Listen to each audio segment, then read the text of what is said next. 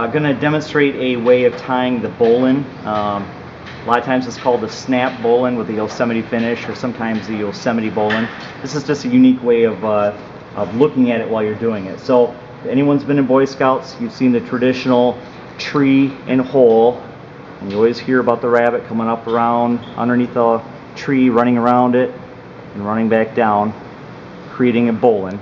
You'll see that the tail's on the inside here, which is supposed to be a proper bowline. Another variation of tying that same knot is making my hole and making my tree, and essentially every morning that rabbit runs around the tree, comes up through the hole, runs around the tree, back down the hole, just like we just did. Every morning he does that for exercise. There's a local fox that figures out that every morning he does that same maneuver, and so that fox decides he's going to set up outside that hole and wait for the rabbit. Well, the rabbit comes up the one morning, smells the fox, and stops. And he hires a construction crew because he still wants to run around that tree. He hires a construction crew to put the tree down into the hole, so he can still run around the tree in the safety of his hole where the fox can't get to him. He runs around his tree for his exercise. The construction crew then pulls the tree back out of the hole for my bowline. So if you're doing that configuration, they call that a snap bowline.